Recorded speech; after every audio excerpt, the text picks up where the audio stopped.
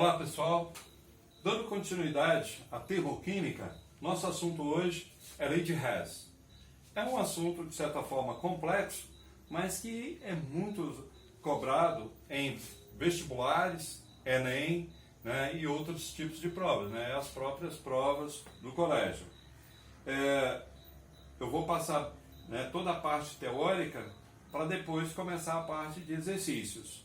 Então a lei de Hess geralmente vai aparecer 3, 4, 5 equações, ou às vezes até 6. A princípio eu vou fazer exercício envolvendo 3 equações. A equação que não tem o valor do ΔH, ou a variação da entalpia, é chamada de equação-resposta. E a resposta final do exercício terá que ficar igual a ela. Então nós devemos sublinhar nas outras equações que conhecem o valor da variação da entalpia, todas as substâncias que tem na equação resposta. E estas substâncias sublinhadas, elas precisam ficar do mesmo lado que está na equação resposta e com o mesmo número de mols, ou seja, o mesmo coeficiente. Quando trocamos de membro uma equação, é necessário trocar de sinal o valor do ΔH. Se for positivo, fica negativo, e se for negativo, fica positivo. Quando eu for explicar os exercícios, vocês vão entender melhor toda essa teoria que eu estou passando. Quando multiplicamos ou dividimos uma equação por um determinado número, todas as substâncias desta equação terão que ser multiplicada ou dividida por aquele número, inclusive o valor do ΔH. Depois de prepararmos todas as equações, devemos cortar todas as substâncias iguais que estiverem em membros diferentes. Para isso é necessário, né, que o estado físico seja o mesmo. Por exemplo, você não pode cortar água líquida com água gasosa, e que também a quantidade de mols seja a mesma. Se, por exemplo, de um lado do primeiro membro, né, os reagentes, uma substância, por exemplo, está lá H2 gasoso, e do segundo membro, né, da outra equação, está 2H2 gasoso. Não pode cortar, porque não são iguais. E, no final, né, ficam apenas as substâncias que estão na equação resposta. Para saber o valor do ΔH, ou seja, da variação de entalpia, basta somarmos os valores de todas as equações anteriores. Então vejamos. São dadas as equações carbono-grafite, né, pode ser que seja carbono-diamante ou outra forma, mais 2 mols de gás hidrogênio gasoso, né, CH4, né, que é o metano, e o valor do ΔH, menos 18 quilocaloria. Aqui, às vezes, o exercício não te dá o índice 1, 2, 3, você pode colocar, né, por sua conta, sem problema.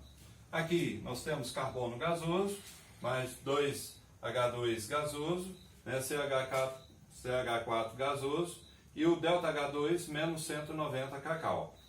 Qual é o valor de ΔH da equação citada? Carbono-grafite formando carbono gasoso. Então, como eu disse na teoria, nós vamos sublinhar nas outras equações todas as substâncias que tem na equação resposta, como vocês podem ver aqui. Acontece que carbono gasoso tem aqui. Então, o primeiro passo é esse. Agora, é o seguinte, nós vamos ter que fazer com que essa substância sublinhada fique do mesmo lado em que ela está na equação resposta, com o mesmo estado físico e com o mesmo número de mols. Então, nessa primeira equação, o que a gente pode observar? Carbono-grafite está no primeiro membro, né? O que é primeiro membro? Tudo que está escrito à esquerda da seta, que são os reagentes. O que é segundo membro? Tudo que está escrito à direita da seta, que são os produtos das reações. E observamos que o número de mols é o mesmo, porque suponhamos que aqui fosse 2 carbono-grafite, eu teria que dividir por 2 para que ficasse né, igual ao que está na equação resposta. Aí, né, todos os, vamos chamar assim de coeficientes, né, que são os números de mols, teriam que ser divididos pelo mesmo número. Né, dividir aqui, aqui, aqui e o valor do ΔH. Bom, nesse caso, basta copiar a equação. Carbono, grafite, mais 2H2 gasoso, produzindo CH4 gasoso, e o ΔH, só repetir. Ou seja, quando é que eu copio a equação? Quando a substância sublinhada está do mesmo lado em que ela está na equação resposta.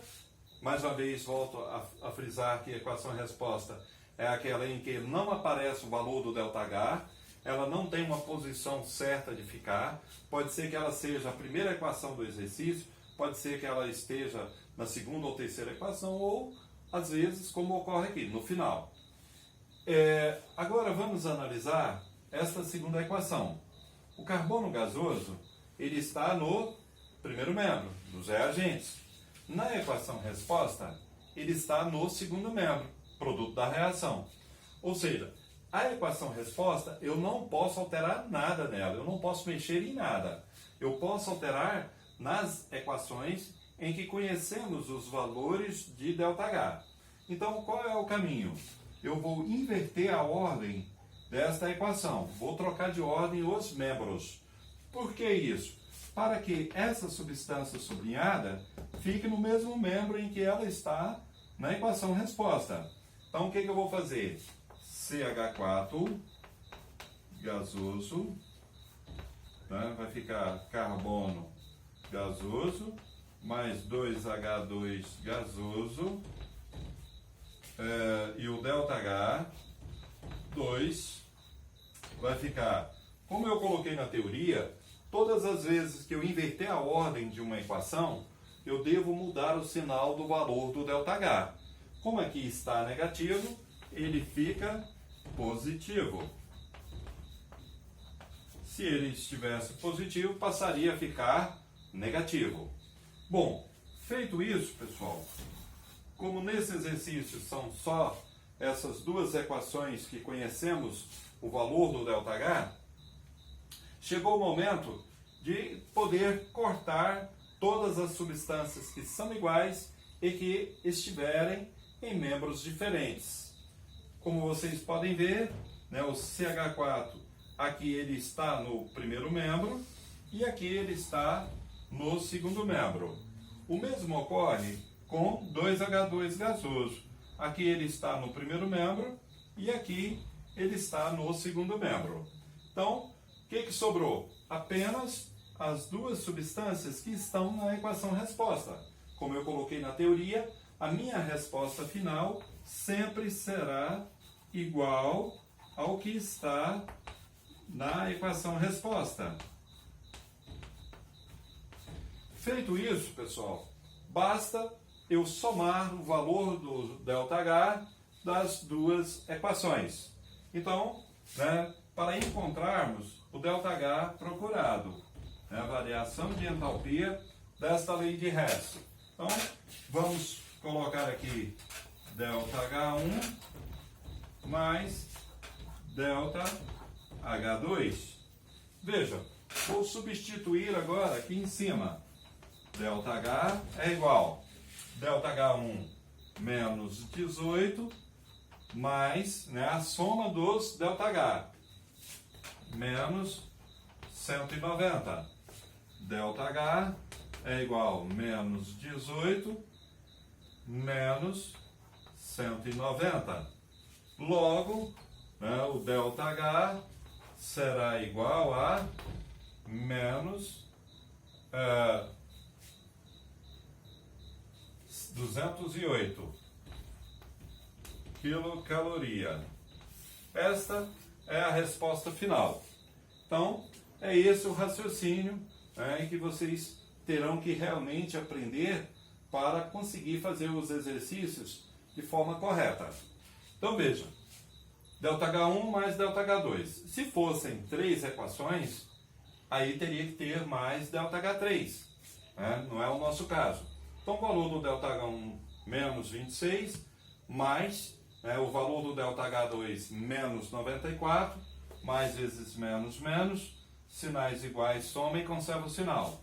Menos 26 menos 94, menos 120 kJ, que é a nossa resposta procurada. Caso alguém tenha dúvida em jogo de sinais, no meu canal eu ensino o jogo de sinais de uma forma bem simples. Dá uma olhada, por favor. Vejamos esse exercício. O gás acetileno pode transformar em benzeno de acordo com a equação citada. Com base nessas informações, determine a variação de entalpia, ou seja, o valor do ΔH desse processo.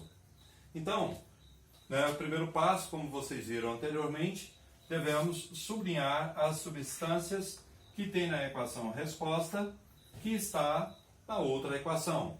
E aqui eu tenho o C2H2, que está aqui. Mas observa, apesar do número de mols não ser igual, eu devo sublinhar essa substância. Agora vamos analisar o seguinte: a substância C6H6 líquido, que está no segundo membro, no produto da reação, na equação resposta, aqui ela está no primeiro membro. Então significa que eu vou ter que inverter a ordem dessa equação para que essa substância fique no mesmo membro que está ali. Então, vou fazer isso agora. 6CO2 gasoso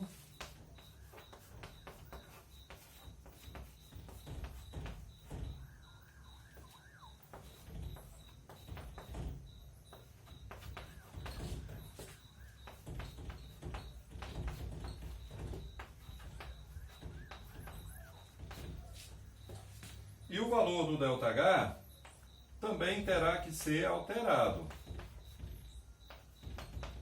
Vai ficar mais 1.115 kJ. Bom, essa segunda equação, observa que essa substância sublinhada está no mesmo membro do que está na equação resposta. Porém, o número de mols é diferente. Aqui são 3, aqui é apenas 1. Então eu tenho que multiplicar esta equação por 3 para que os números de mols fiquem iguais. Então, farei isso agora. Agora, por que eu não vou inverter? Porque essa substância está no mesmo membro que está na equação resposta. Que se ela estivesse em membro diferente, além de multiplicar por 3, eu teria que também inverter a ordem. Aqui eu vou multiplicar por 3. 3C2H2 gasoso mais 5,5 vezes 3. Multiplica numerador com numerador, denominador com denominador. Dá 15,5. 15,5 O2 gasoso. Aqui vai dar 6 CO2 gasoso mais 3 água líquida. E o valor do ΔH2 também terá que ser multiplicado por 3. 24 vão 2, 12 e 2, 14 a 1, 18 e 1, 19. Então, vai dar menos 1944 kJ. Então agora, vamos cortar o que for possível. Observa, eu tenho aqui 3 água líquida no primeiro membro e tenho 3 água líquida no segundo membro. Tenho 15,5 O2 no primeiro membro, com 15,5 O2 no segundo membro. Tenho 6 CO2 no primeiro membro, com 6 CO2 no segundo membro. Como vocês puderam ver, ficaram apenas as duas substâncias que estão na equação resposta com o mesmo número de mols.